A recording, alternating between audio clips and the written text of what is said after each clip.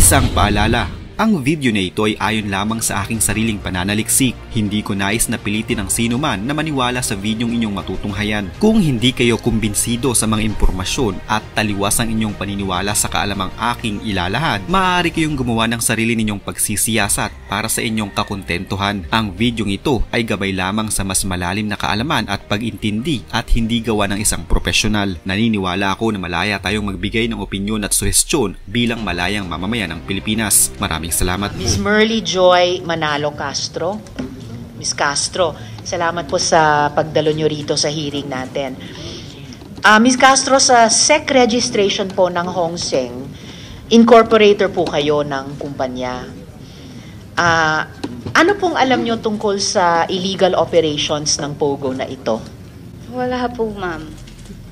Wala kayong alam sa illegal operations ng POGO na ito? Wala po. Wala nga po akong idea kung ano po yung POGO.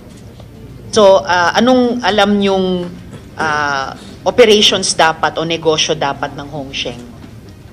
Actually, wala po talaga akong idea. Nung napadalan lang po ako ng letter, nung unang invitation, kasi dahil hindi ko naman po kilala yung company nakalagay doon, nag-search po ako nung gabing yun. At the same time po, doon ko po nalaman lahat ng information about sa company.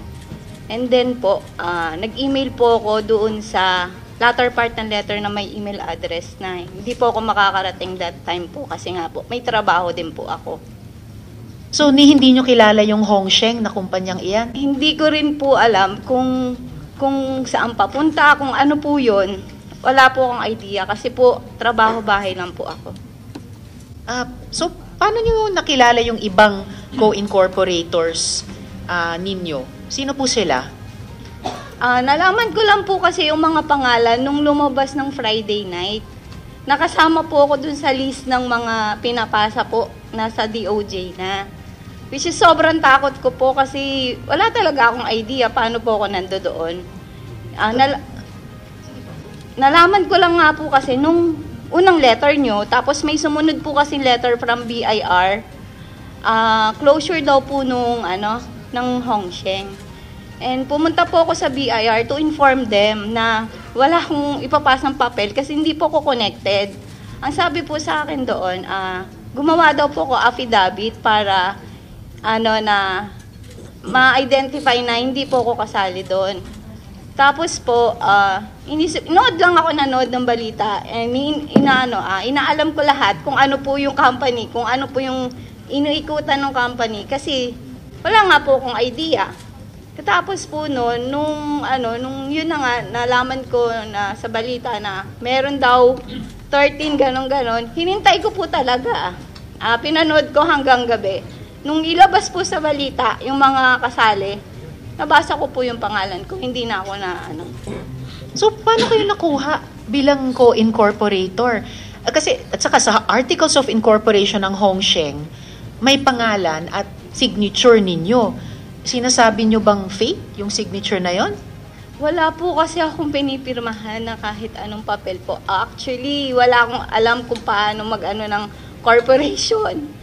Kasi wala naman po akong kakayahan para magtayo ng corporation.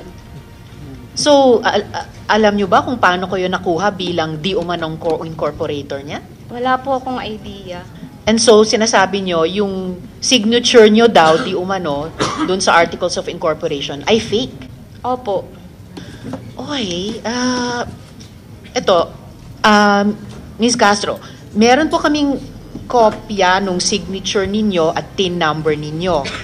Okay lang bang na-flash na pala namin? Okay lang po ba? I apologize. Tatanungin ko dapat sa iyo. Ngayon, napakabilis naman ang signal natin. I apologize. Okay lang po ba na na-flash po natin? Okay.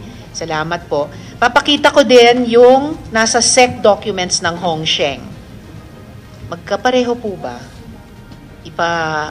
Kumpara ko lang sa inyo yung totoong signature nyo at saka yung lumalabas sa Hong Seng. So habang iniintay po natin yung pangalawang photo na yun, sino yung mga kasama ninyo di umano na co-incorporators? Ayon po dun sa nakita kong list nung nilabas po nung 21, Si Telma Laranan po, yung kilala ko, si Rowena Evangelista, at saka si Rita Iturralde po.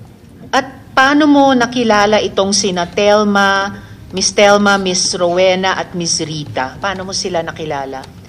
Way back po kasi 2018, nasa bayan po ako ng Concepcion nakatira dahil may computer shop po ako doon. Namamalengke po ako. Kahit hanggang ngayon, nakikita ko naman sila. Si Rowena po, Evangelista, nagtitinda po yan ng gulay sa palengke. Owner po siya. Tapos po si Telma Laranan po, nagtitinda lang po ng almusal sa umaga, sa palengke rin po. Tapos si Rita Iturralde po, nakikitinda ng mang inasal na parang, pero hindi, yung ihaw-ihaw po na inasal. Sa bayan din po ng Concepcion. So, bukod po sa inyo, na nagulat na lang na charge na kayo bilang di umanong incorporator ng Hongsheng, mayroon pa kayong kilalang tatlong babae, sina Ms. Rowena, Telma at Rita, na pare-parehong nagtitinda sa palengke. Si Ms. Rowena nagtitinda ng gulay, si Ms. Telma nagtitinda ng almusal, at si Ms. Rita nagtitinda ng ihaw-ihaw.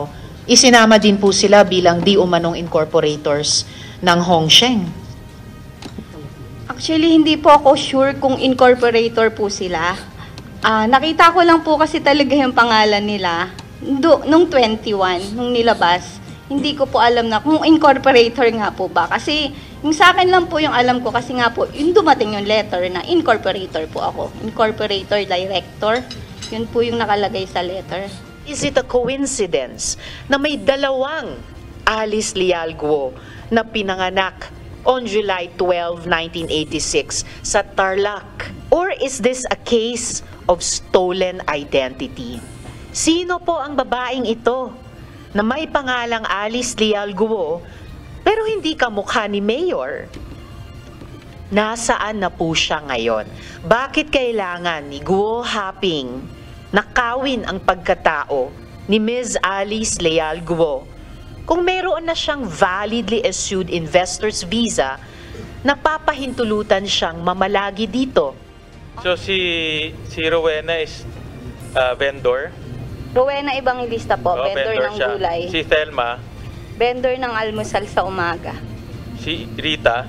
May isang pwesto na nagtitinda siya ng mang inasal sa Concepcion din. So parang vendor rin. Ganun lang. Yan po magpapatunay na itong mga sindikato na ito walang pakialam ho na maglagay ng mga peking pangalan, peking sino-sino dyan. At kung mahuli, hindi sila yung mahuhuli at makakasuhan ng no bailable offense itong mga inosenteng mga tao. Ongoing pa naman, Madam Chair, ang preliminary investigation. So, karapat-dapat lang na humarap sila, ibigay nila ang kanilang panig. So, ito ang mga sinasabi nila at sana dapat mapatunayan nila yan at hopefully ma-convince nila ang prosecutor na hindi siya isama doon dadalhin sa korte.